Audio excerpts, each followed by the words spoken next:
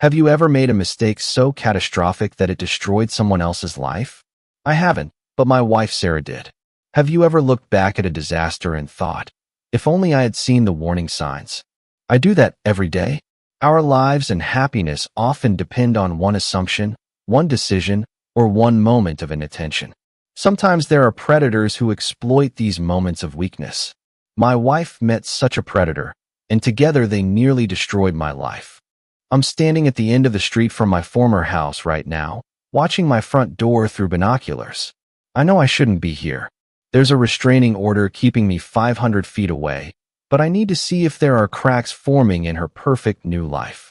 I need to know if there's any chance, however small, that I might someday reclaim what was taken from me. No, that doesn't make any sense. You don't know me or anything about me, and you certainly don't know how I ended up here, outside my former home, spying on my ex-wife and her new boyfriend like some deranged stalker. I should start from the beginning. Perhaps by telling you my story, I can make sense of it myself. My name is Michael Brooks. I'm 36 years old, with dark brown hair and a decent build that I maintain with regular gym visits. I'm not a model by any means, but I've always taken care of myself. I stand just over 6 feet tall and have what my mother calls kind eyes. I work as a financial analyst for a reputable firm in Chicago, a career I've built carefully over the years. The job pays well and offers enough challenges to keep me intellectually stimulated without consuming my entire life. My wife, ex-wife now, Sarah, is 37, just a year older than me. We grew up in the same small Indiana town, played together as children, attended the same schools, went to the same college, and got married shortly after graduation. She has soft brown hair that falls just past her shoulders, warm hazel eyes, and a smile that used to light up my world. She's not model thin. Her body carries the gentle curves and softness that came with bearing our 2 children. I loved every inch of her, every so-called imperfection that she sometimes fretted over. To me, she was perfect just as she was. We moved to Chicago for our careers and bought a beautiful colonial house in the suburbs once we were established. The house had a large backyard where our kids could play, mature oak trees that provided shade in summer, and enough bedrooms for us to eventually expand our family. We waited to have children until we were financially stable. Our son Jason is 8, and our daughter Emma is 6. They're amazing kids, bright, curious, and affectionate. Jason has my height and Sarah's thoughtful nature. He loves building elaborate Lego structures and can spend hours focused on a single project. Emma is all energy and laughter, with Sarah's hazel eyes and my stubbornness. She collects rocks and insects, keeping them in carefully labeled jars before reluctantly returning them to nature. They were the center of our world, or at least, I thought they were. I believed our life was perfect. My job paid well, and though Sarah complained that her clerical position at a shipping company was boring, it had good hours and wasn't stressful. She worked from 7 a.m. to 3 p.m., which meant she could be home when the kids returned from school. We had a comfortable home, healthy children, and what I thought was a strong marriage built on years of shared history and genuine love. Looking back, I can see where things started to unravel, though I missed it at the time. As Sarah approached 40, she began to talk more about feeling invisible and boring.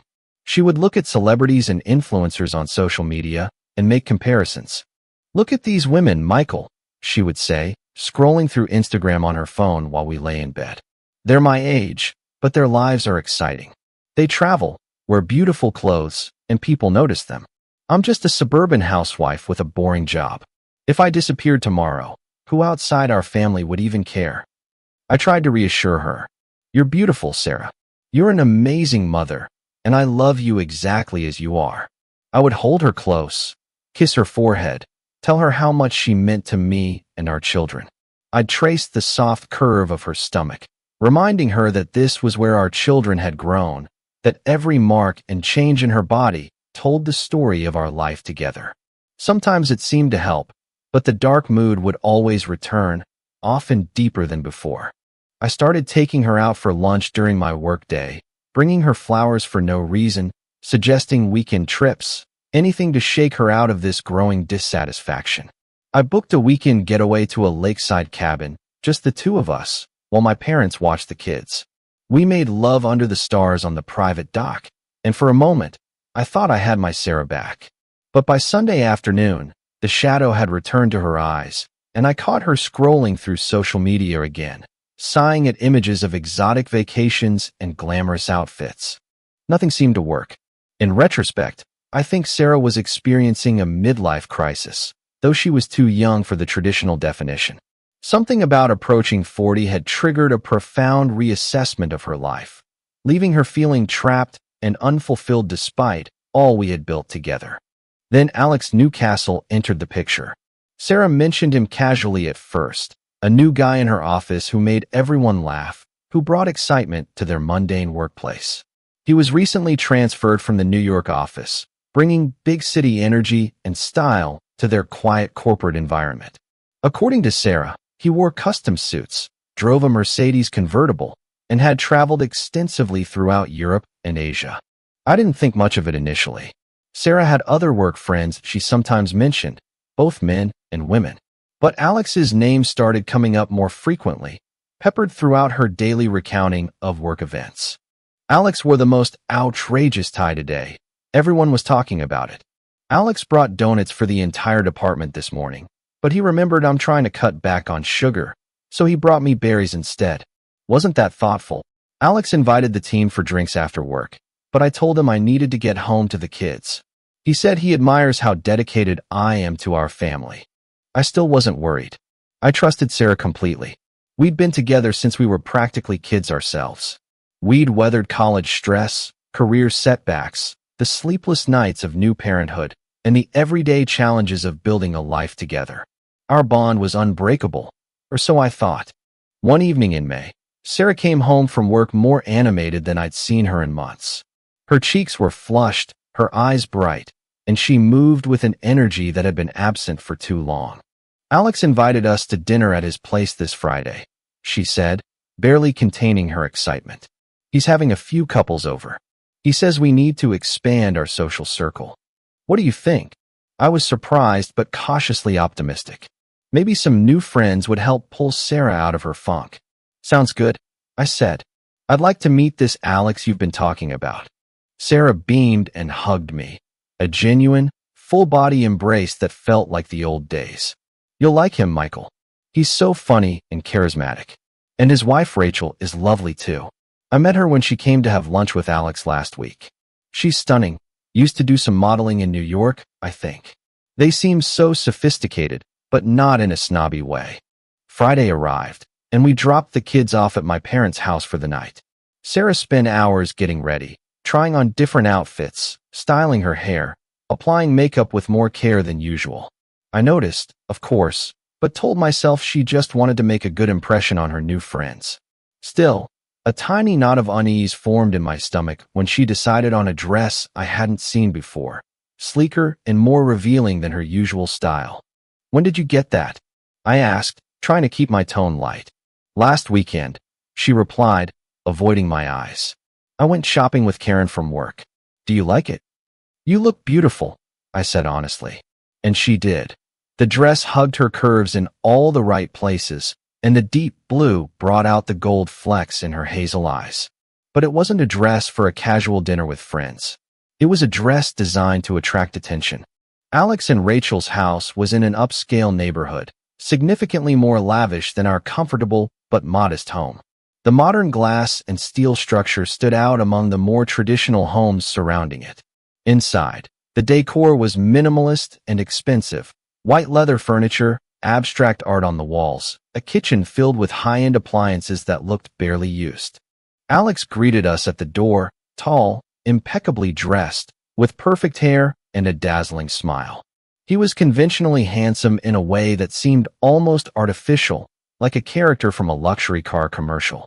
Rachel stood beside him, blonde and stunning in a way that seemed almost artificial, like a living doll. Her dress was similar to Sarah's, but even more revealing, and she wore it with the confidence of someone accustomed to being admired. The famous Michael Brooks, Alex exclaimed, shaking my hand firmly. Sarah talks about you constantly. The devoted husband and father, the steady rock in her life. Something in his tone made me uneasy, as if he were subtly mocking me, but I brushed it aside. Rachel embraced Sarah warmly, complimenting her dress and leading her inside. The other couple, Brian and Lisa, arrived shortly after us. Brian was muscular and tanned, with the kind of confidence that borders on arrogance. Lisa was petite and quiet, watching her husband with an expression I couldn't quite decipher, something between adoration and fear. Dinner was delicious, the wine flowed freely, and the conversation was lively. Alex was indeed charismatic, holding court with stories about celebrity clients he'd worked with in New York, exotic vacations he and Rachel had taken, and the exclusive clubs they belonged to. I noticed Sarah watching him with rapt attention, hanging on his every word. When she spoke, she directed her comments to him, seeking his approval. I felt a twinge of jealousy but pushed it away. This was just a dinner party, after all. After dinner, we moved to the living room for more drinks.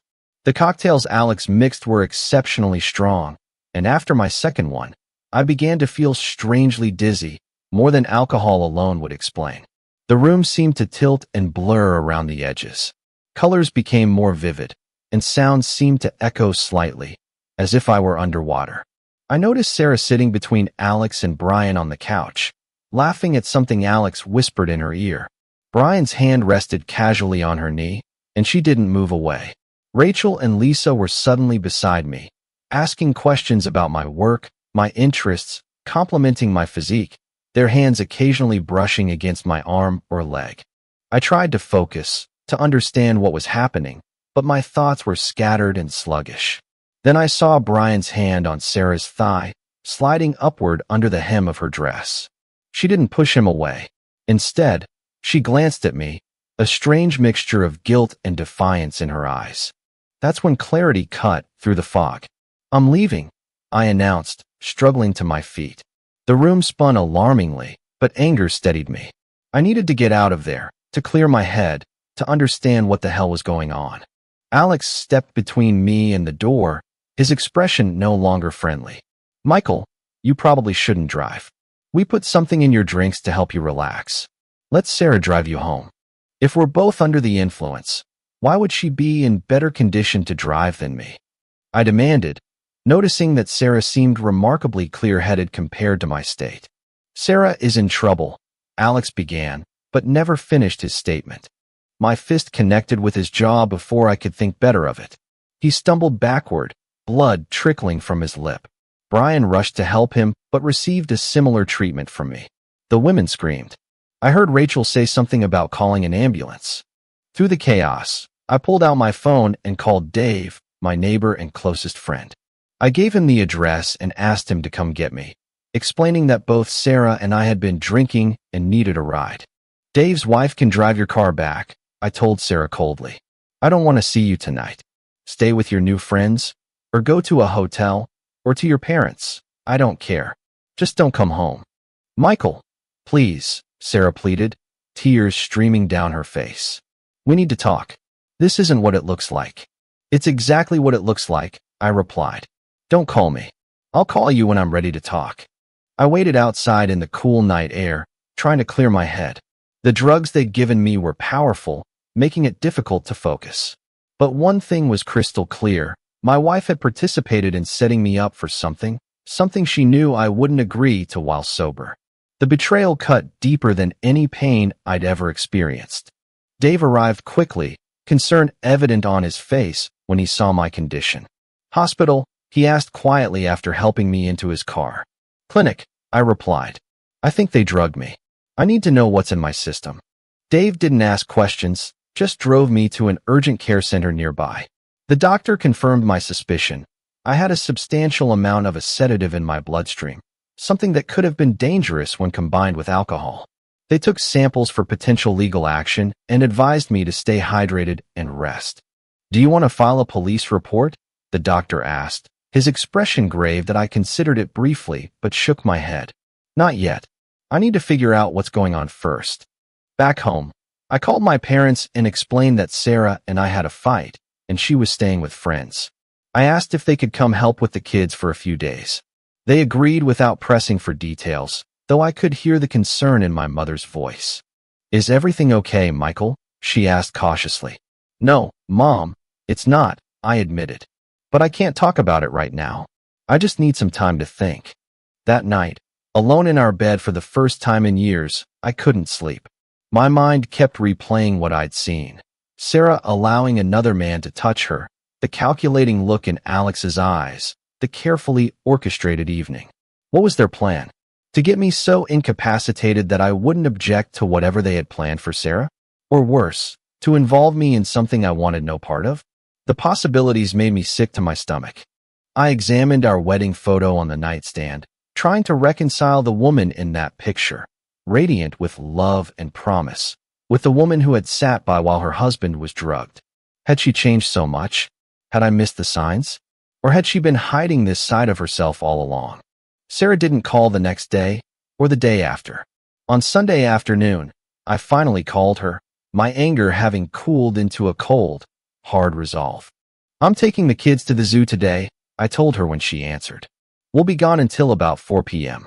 During that time, I want you to come to the house and pack whatever you need for an extended stay elsewhere. Michael, please, she begged.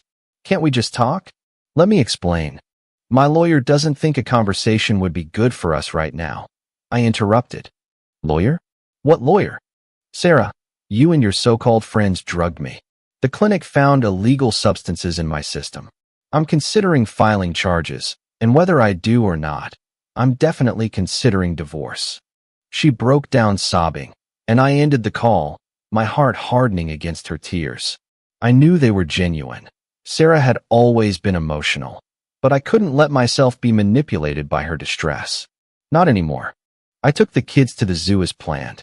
They asked about their mother, of course. I told them that Mommy needed some time to herself and was staying with friends for a while. Emma accepted this explanation readily, but Jason watched me with those perceptive eyes he'd inherited from Sarah. Is Mommy sick? He asked as we watched the lions pace in their enclosure. Not sick, I said carefully. Just confused about some things. She needs to figure them out. When will she come back? I don't know, buddy, I answered honestly. That depends on Mommy. When we returned home, Sarah had taken clothes, toiletries, and a few personal items. She'd left a note on our bed. Michael, I know you won't believe me right now, but I love you. What happened Friday night wasn't what it looked like. Alex told me the drinks would just help you relax enough to consider their lifestyle. I never agreed to anything more than talking about it. Please call me when you're ready to hear my side. I love you and the kids more than anything, Sarah. I crumpled the note and threw it away. Lifestyle? Was that what she was calling it? Drugging someone without their consent wasn't a lifestyle. It was criminal. And even if I had been relaxed enough to consider whatever they were proposing, it wouldn't have been true consent. Sarah, of all people, should understand that. I contacted a lawyer that Monday.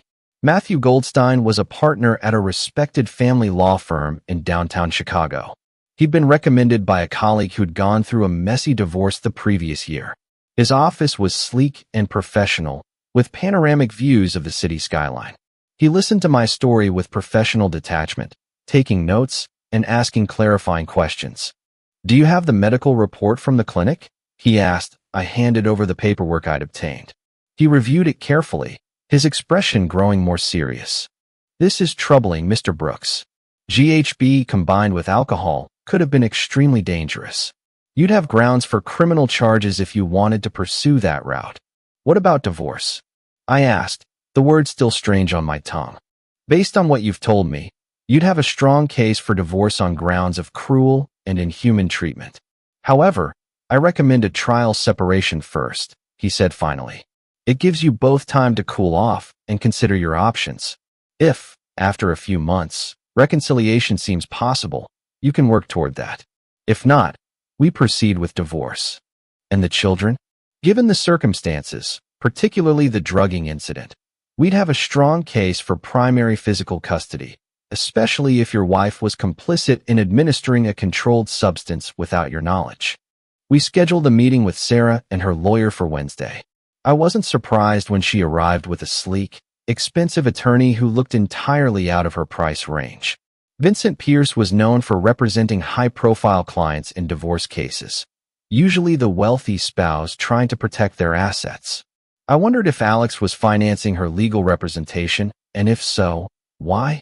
What did he stand to gain from the dissolution of our marriage? My lawyer was skilled and persuasive.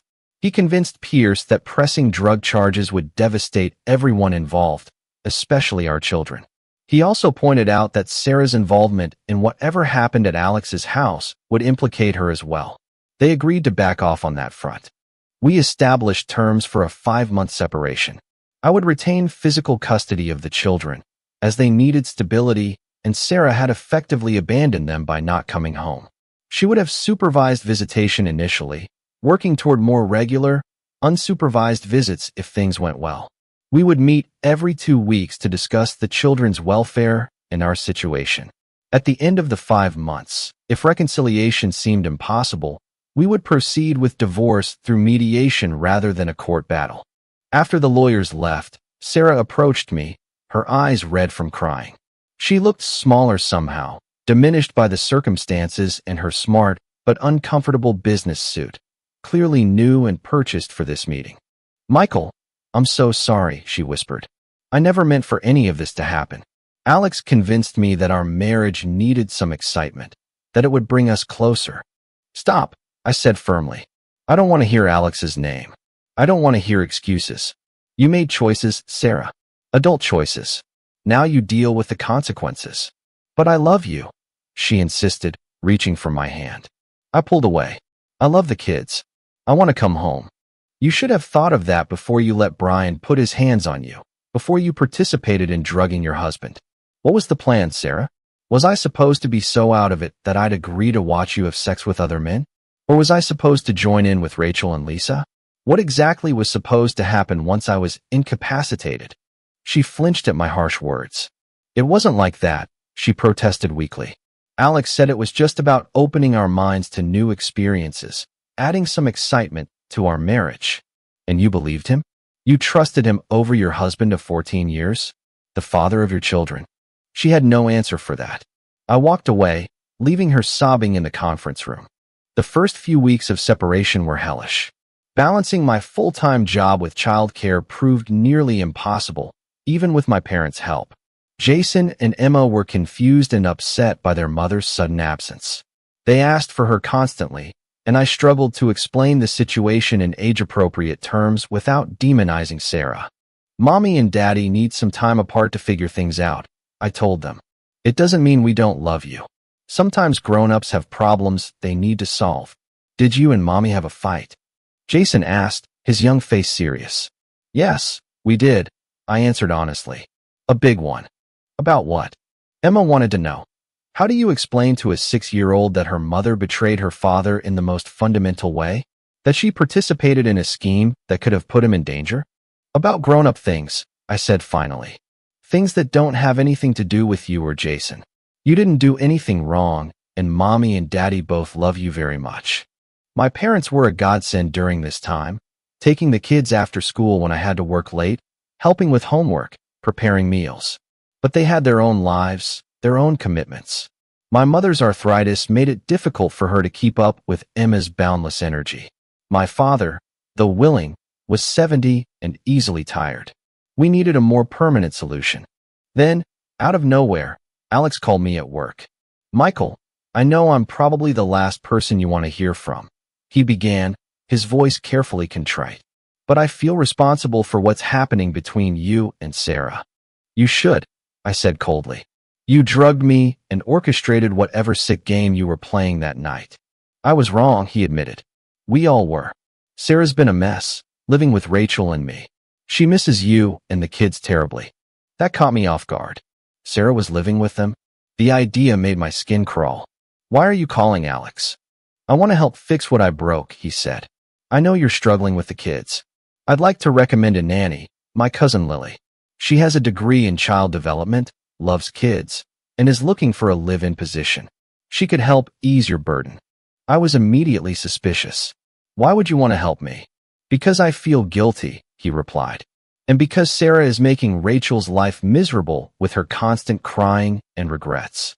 The sooner you two work this out, the sooner our lives can all go back to normal." I didn't trust him for a second.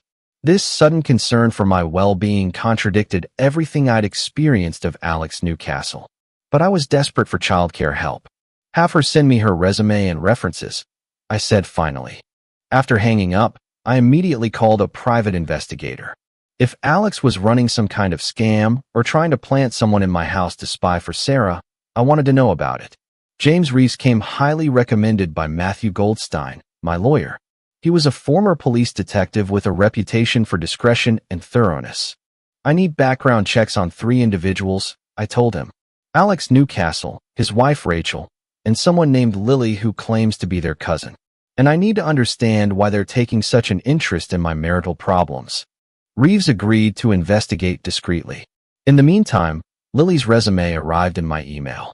It was impressive: a degree in early childhood education from Northwestern, excellent references, relevant experience working with children of various ages. Despite my reservations, I agreed to interview her. She arrived punctually, dressed modestly in slacks and a simple blouse. She was prettier than I expected, tall and slender with honey blonde hair pulled back in a neat ponytail and intelligent blue eyes. But it was her genuine warmth with Jason and Emma that ultimately convinced me. They took to her immediately, showing her their toys and books, competing for her attention. "Mr. Brooks, I understand your hesitation," she said when the children were occupied with a puzzle she'd brought as a gift. "I know my connection to Alex makes you uncomfortable. I want to be completely transparent. I haven't seen Alex in years until recently when he contacted me about this position. We're not close, but he thought I could help your family during this difficult time." Her frankness was reassuring. "Why would you want to work for a family in the middle of a potential divorce?" I asked. "Because children need stability and love, especially during upheaval," she replied simply. "And because I'm good at providing both." I hired her with clear boundaries. She would live in our guest room, help with the children before and after school, prepare meals, and assist with homework. I would handle bedtime routines and all weekends. She agreed to these terms without hesitation. Meanwhile, the PI began sending reports. Alex Newcastle, it turned out, had a history of complaints from former co-workers and acquaintances. Nothing criminal, nothing that ever stuck, but a pattern of manipulative behavior and questionable ethics. He'd been asked to leave his position at a prestigious New York firm under circumstances that had been carefully covered up. Rachel's background was murky, with multiple name changes and inconsistent employment history. Most disturbing was the discovery that they had targeted other couples in similar situations, befriending them, introducing them to alternative lifestyles, and somehow benefiting from the subsequent chaos. Several marriages had ended in divorce after becoming involved with Alex and Rachel. The PI was still investigating their financial angle, trying to understand what they gained from these broken relationships. 2 weeks after the separation began, I met Sarah at a restaurant as agreed. She looked both better and worse than I expected, well-dressed and groomed, but with dark circles under her eyes and a thinness to her face that hadn't been there before. She wore a conservative blue dress and minimal makeup, as if trying to present herself as the wholesome wife I'd lost.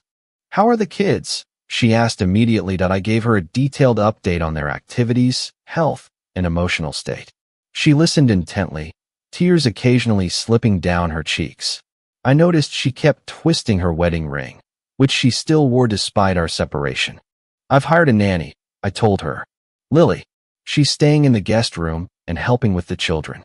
Sarah nodded. "Alex mentioned her. His cousin, right? Is she good with the kids?" "They love her," I replied honestly. "She's kind, patient, and organized, everything they need right now." Sarah winced slightly at my implied criticism, but didn't argue. "How are you, honey?" she asked softly. I stiffened. "My name is Michael or Mike, not Honey or Dear or any pet name. And I'm managing. How do you think I feel? Like my heart's been ripped out. Why are you doing this to us, Sarah?" "No, don't answer that. I already know. You wanted more excitement, so you found a way to destroy our family." "It's not like that," she protested.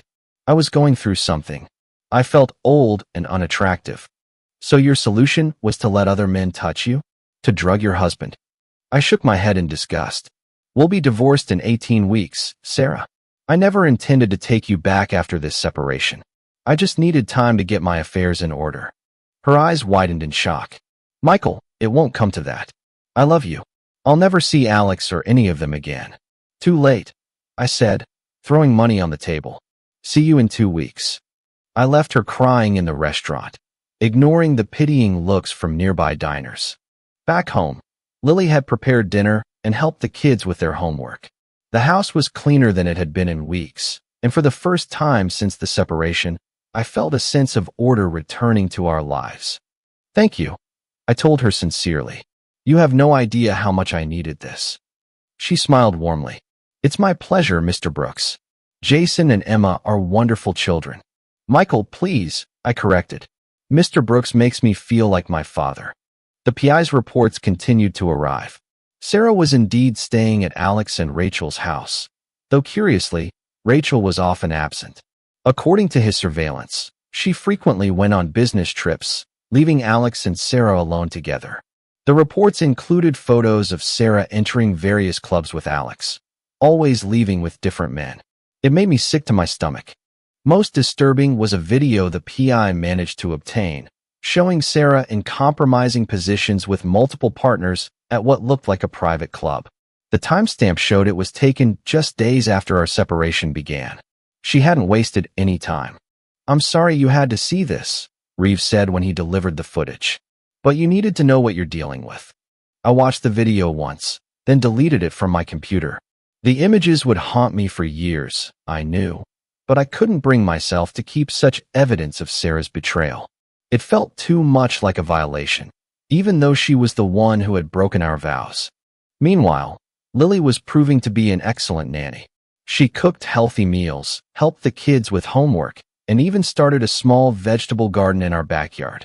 She was kind, professional, and the kids adored her. My daughter Emma started calling her new mommy in front of my mother, who promptly called to berate me for moving on so quickly. I explained that Lily was just the nanny, nothing more. Be careful, Michael, my mother warned. Emma is already forming an attachment. If this young woman leaves suddenly, it will be another loss for your children to process. I know, Mom, I sighed. But what alternative do I have? The kids need stability and care. I can't do it all myself, and you and Dad can't handle it full time. Just be careful, she repeated. For all of your sakes. The PI's background check on Lily came back inconclusive. She had no criminal record and her references checked out, but there were gaps in her history that he couldn't account for. I decided to keep a closer eye on her, watching for any signs that she might be reporting back to Alex or Sarah. One evening, after the kids were in bed, I found Lily sitting on the back porch, gazing at the stars. I joined her, offering a glass of wine, which she accepted with a smile. How are you holding up, Mr. Brooks? She asked gently. Michael, please, I corrected. And I'm hanging in there. The kids seem to be adjusting, thanks largely to you. She nodded, taking a sip of her wine. They're wonderful children, very resilient, but they miss their mother. I know, I sighed. So do I, in a way. Not the person she became, but the woman I thought she was. Lily was silent for a moment. May I ask what happened? The children mentioned something about their mom staying with friends, but they don't understand why. I hesitated, then found myself telling her everything. Sarah's discontent, Alex's manipulation, the disastrous dinner party, the subsequent separation. Lily listened without judgment, her expression sympathetic but not pitying. I'm so sorry you're going through this, she said when I finished. Betrayal by someone you love is uniquely painful. You sound like you speak from experience, I observed. A shadow crossed her face. Yes, my fiancé died 2 weeks before our wedding, but before that, I discovered he had been unfaithful. I was trying to decide whether to go through with the marriage when the accident happened. Afterwards, I felt guilty for doubting him, for being angry with him when he died. It took me years to work through those complicated emotions. Her vulnerability touched me. This wasn't something she would share as part of some elaborate scheme. Perhaps the PI was wrong about her connection to Alex and Rachel. I'm sorry for your loss, I said sincerely. That's an impossible situation. She shrugged slightly. Life is full of impossible situations. We just do our best to navigate them with grace. I was struck by her wisdom and resilience.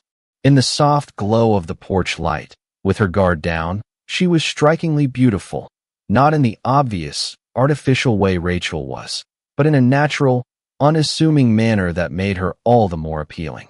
I caught myself staring and quickly looked away. The last thing I needed was to develop feelings for our nanny, especially while my marriage was imploding. Besides, she worked for me. The power dynamics alone made any potential relationship inappropriate. The next morning, I received a call from the PI. "Mr. Brooks, I've discovered something you need to know immediately. Alex Newcastle is not who he claims to be. His real name is Alexander Williams. He's been running variations of the same scam for years." "What scam?" I asked, confused. "He finds unhappily married women, convinces them they need excitement, introduces them to swinger clubs and various men, gets compromising material on them, then uses it to extort them or their husbands. Sometimes he targets specific men through their wives. I'm still working on figuring out why he targeted you specifically." The pieces started falling into place. The drugging incident, the clubs, the men, it was all part of Alex's plan. But why me? What did he want from me? Is there any evidence of extortion yet? I asked. "Not directly," Reeves replied. "But there's a pattern. In previous cases, the husbands suddenly made large investments in ventures connected to shell companies Williams controls. I'm still tracing your financial connections. My company manages retirement funds for several large corporations," I said slowly, the implications dawning on me. "We're about to decide on a new investment strategy for over $200 million in assets." "That could be it," Reeves agreed. "You're in a position to influence substantial financial decisions. Williams may be trying to compromise you to gain access to those funds. But why target Sarah? Why not approach me directly? People are more vulnerable through their loved ones. It's a classic manipulation strategy. Your wife was unhappy, seeking validation. That made her the perfect entry point." I thanked him and hung up, my mind racing. If Alex, or Alexander Williams, was targeting me for financial gain, that meant Sarah might be as much a victim as I was. Manipulated, certainly, but perhaps not the willing participant I'd assumed. That afternoon, Sarah called out of schedule. Emma answered the phone. "Hi, Emma, it's Mommy," I heard Sarah say through the speaker. "Lily, it's old Mommy," Emma said before hanging up and running off to play with her brother. I froze, staring at the phone. Old Mommy? The implication was clear. In Emma's 6-year-old mind, Lily was new Mommy. The thought was simultaneously comforting and terrifying. Had Lily really made such an impression on my daughter in just a few weeks? "Hello, this is Lily," I heard our nanny say as she picked up the phone. "This is Sarah," my wife said angrily. "Why didn't you tell me about this new woman Michael is dating?" "Who are you?" Lily hung up, looking confused. When I asked what happened, she explained the strange call. "Sir, I think your wife believes we're dating. I'm sorry if my presence here has caused complications." I assured Lily everything was fine, but I was troubled by Sarah's jealousy. According to the PI, she was sleeping with multiple partners, yet she was upset at the thought of me dating someone else. "She didn't give you a chance to explain," I said. "No, she sounded quite upset," Lily replied. She asked who I was, then hung up when I tried to answer. Should I have stayed on the line? "No, you did the right thing. Sarah's not in a rational place right now." Lily nodded, her expression troubled. "The children miss her. Perhaps she could visit here instead of taking them out? That way, they'd be in familiar surroundings, and you could monitor the situation." I finished. "Ensure everyone's comfort," she corrected gently, "including yours." Her consideration touched me. "I'll think about it." The next day, I left work early and drove to my children's school. I wanted to observe the pickup routine, make sure everything was running smoothly with Lily. I parked across the street and watched as my red Mustang GT pulled up. I'd given Lily permission to use it for school pickups since her small Honda wasn't the safest vehicle on Chicago's busy streets. Lily stepped out, waiting patiently by the front gates. She wore simple jeans and a light sweater, her blonde hair loose around her shoulders. When the bell rang, Jason and Emma ran to her, hugging her excitedly before getting into the car. The scene was so natural, so domestic, that it made my chest ache with a mixture of gratitude and loss. I followed at a distance as they drove home. Through my binoculars, I watched as Lily prepared a snack for the kids in the backyard, then began working in the garden. She moved with easy grace, happy and comfortable in our home. The kids played nearby, occasionally running over to show her something or ask questions. Then I noticed a neighbor, Tina, leaning over my fence, chatting with Lily. I couldn't hear what they were saying, but Tina seemed animated, friendly. When had Lily become so integrated into our neighborhood? I felt a twinge of irrational jealousy. This was what Sarah and I should have had. This comfortable domesticity, this easy relationship with our children and neighbors. When Tina left, she glanced in my direction, squinting slightly as if trying to place me. I ducked down in my car, feeling ridiculous. What was I doing, spying on my own nanny and children? I started the engine and drove away, circling the block a few times before returning home as if I'd just left work. When I pulled into the driveway later that evening, Lily met me at the door, the kids right behind her. She had prepared dinner, lasagna, my favorite, and helped the kids finish their homework. I showed her the envelope containing the PI's latest report on Alex, and she listened attentively as I explained what I'd learned. "I'm so sorry you're going through this, Mr. Brooks," she said sincerely. "Is there anything I can do to help?" "You're already helping more than you know," I told her. "And please, it's Michael." Later, after the kids were in bed, we sat talking on the porch hammock I'd installed last summer. The night was warm, fireflies blinking in the gathering darkness. For the first time in weeks, I felt a sense of peace. "Tell me about your fiancé," I said softly, "if you don't mind talking about him." Lily was quiet for a moment. "His name was James. We met in college. He was studying architecture. I was in education.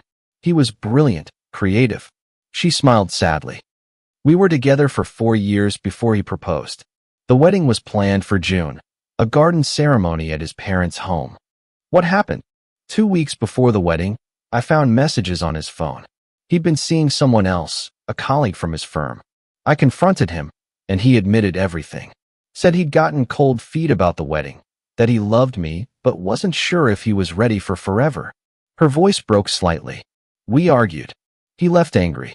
That night, driving home from a bar, he was hit by another driver who ran a red light. He died instantly. "I'm so sorry," I said, resisting the urge to take her hand. "The worst part was the guilt," she continued. "For years, I wondered if I should have forgiven him, if our argument was why he went drinking that night. If I had just let it go, would he still be alive?" "That wasn't your fault," I said firmly. "He made his choices." "I know that now," she said, "but it took a long time to forgive myself. And him." Something about her story nagged at me, a detail that seemed important but just out of reach. Before I could pursue it, my phone rang. It was Reeves. "Mr. Brooks, I've identified the connection. Alex Williams is Rachel Newcastle's brother, not her husband. And Rachel's real name is Rachel Williams. They're siblings running this scam together." "But why target me?" I asked. "I'm still working on that," the PI replied. "But I have a theory. Do you know Lily's full name? It's Lily Williams." My blood ran cold. "She's related to them?"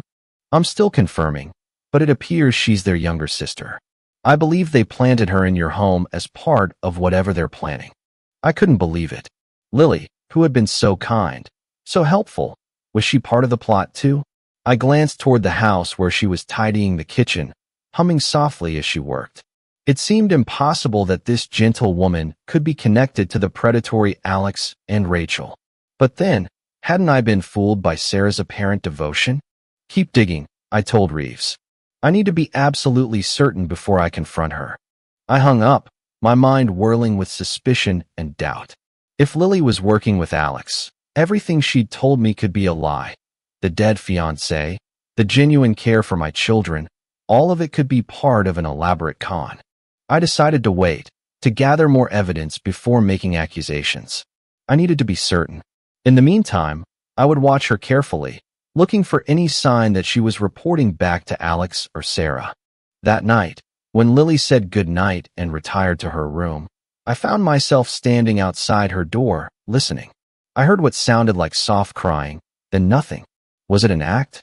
Or was she truly emotional about something? I crept away, disgusted with myself for spying, but too suspicious to stop. The next day, Sarah showed up unannounced at our house, banging on the door and screaming, "Let me in. I need to talk to Michael. It's all a mistake."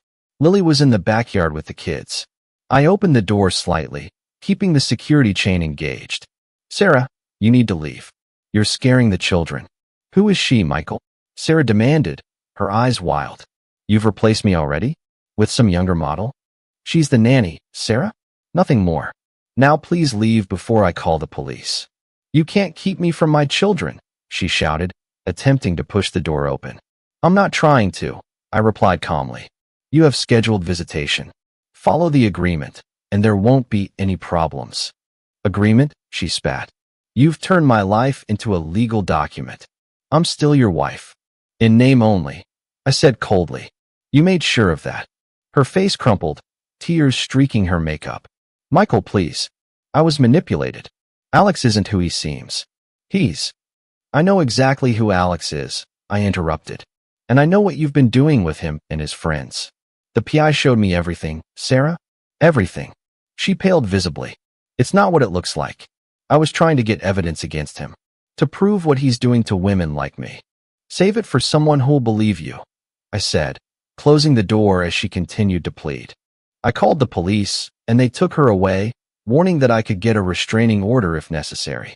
Seeing her like that, disheveled, desperate, gave me no satisfaction.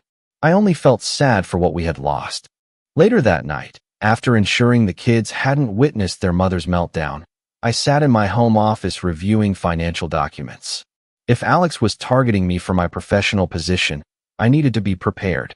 What investments had come across my desk recently that might be connected to him? My phone rang again, Reeves, with another update. "Mr. Brooks, I found something concerning. Lily Williams isn't Alexander and Rachel's sister. It appears she's their primary target." "What do you mean?" 5 years ago, Lily Carter, that's her real name, was engaged to a man named James Parker. 2 weeks before their wedding, Parker died in a car accident. The driver of the other vehicle was Alexander Williams, who walked away without charges due to lack of evidence.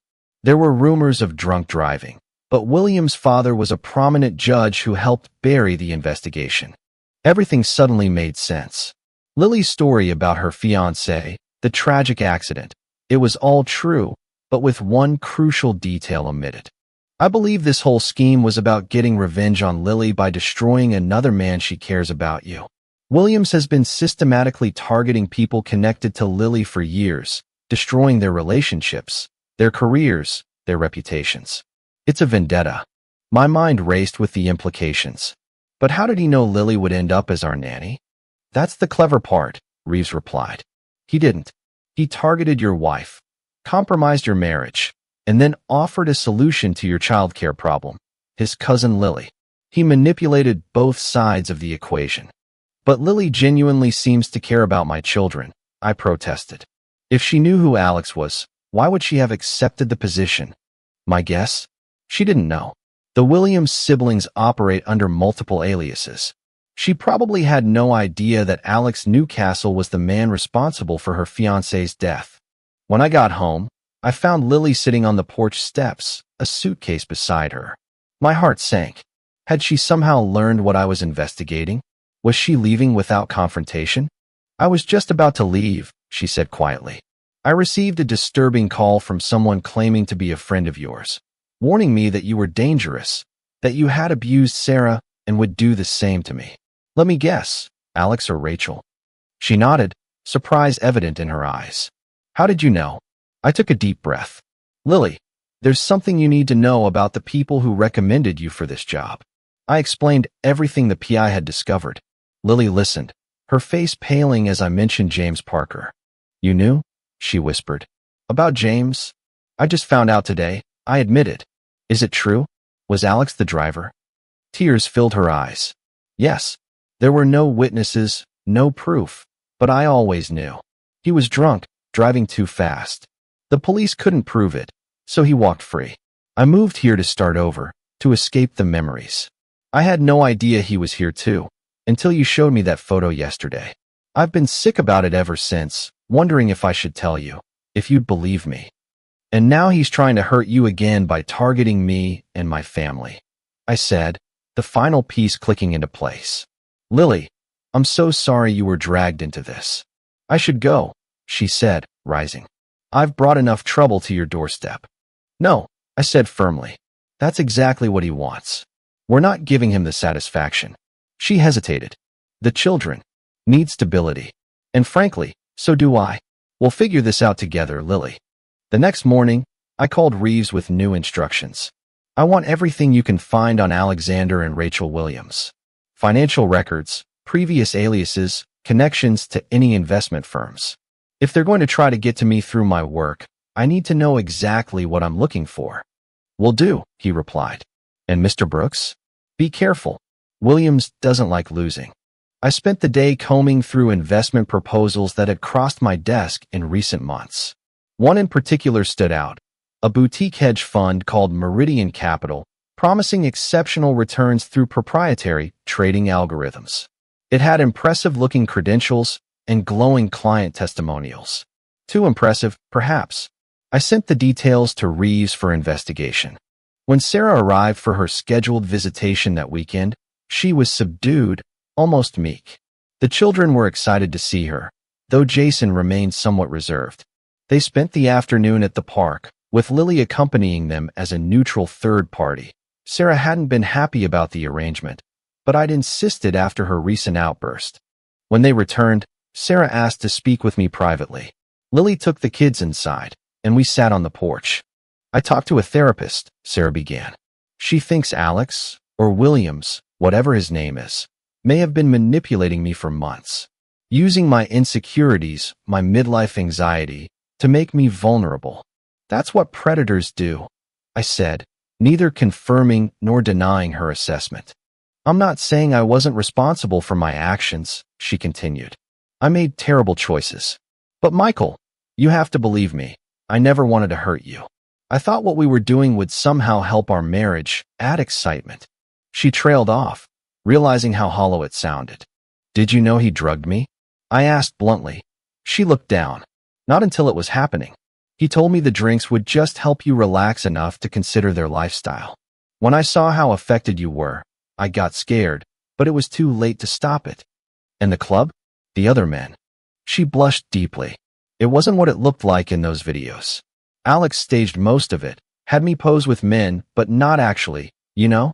Then he doctored the footage to make it look worse. He said it was just for fun, to create fantasy material for us. I had no idea he was using it to manipulate you." I wanted to believe her. Some small part of me still loved the woman Sarah had been, the mother of my children, my partner for nearly 2 decades. But trust, once broken, is nearly impossible to repair completely. "What do you want from me, Sarah?" "Another chance," she said quietly. "Not right away. I know I need to earn back your trust. But maybe, someday we could try again. For the kids, if nothing else." I considered her words carefully.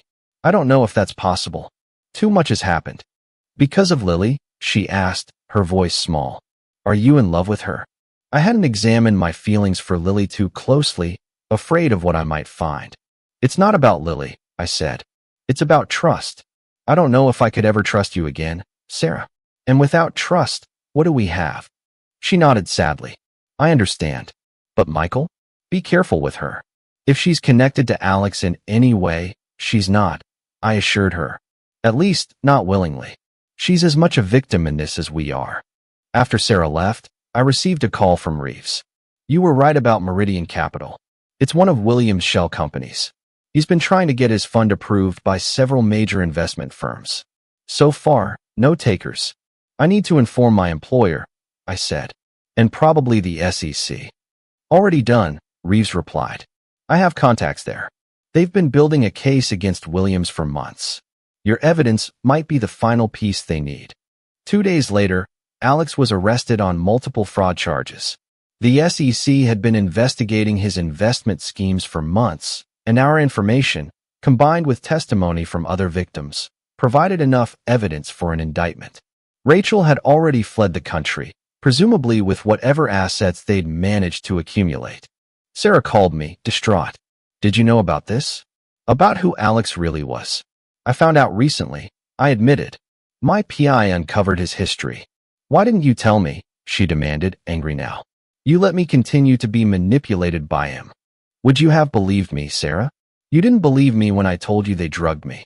You chose them over me, over our children. Why would this have been any different? She was silent for a long moment.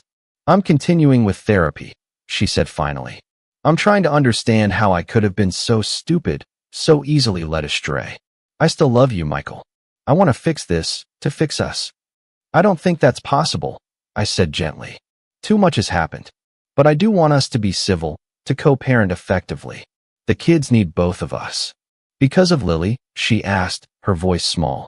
Are you in love with her? I sighed, tired of denying what was becoming increasingly obvious to everyone except myself. I don't know, Sarah. I honestly don't know. 3 months later, Sarah and I were officially divorced. She moved to an apartment nearby, seeing the children regularly. She was making progress in therapy, becoming more like the woman I had married, but I knew we could never go back to what we had been. As for Lily and me, we took things slowly, both of us healing from our respective traumas. The kids adored her, and gradually, I fell in love with her quiet strength and genuine kindness. 6 months after my divorce was finalized, we had our first official date. A year after that, we moved into a new house together, neutral territory, with no ghosts from either of our pasts. Sometimes, I still think about Sarah and wonder if things could have been different. But then I look at my life now, at my happy children, at Lily's smile across the breakfast table, and I know that sometimes, even the worst betrayals can lead to unexpected blessings.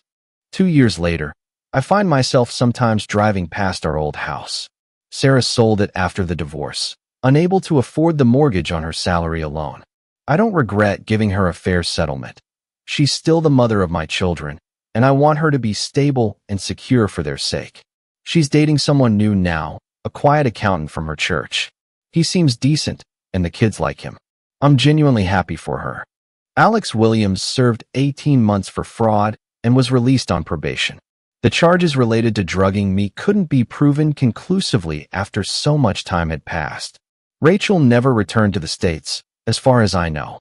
I hope they both stay far away from us. As for me, I never expected to find love again, certainly not amid the ruins of my marriage. But life has a way of surprising you when you least expect it.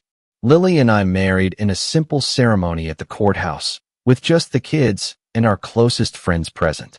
We didn't need anything elaborate. We'd both learned the hard way that real love isn't about grand gestures or external validation.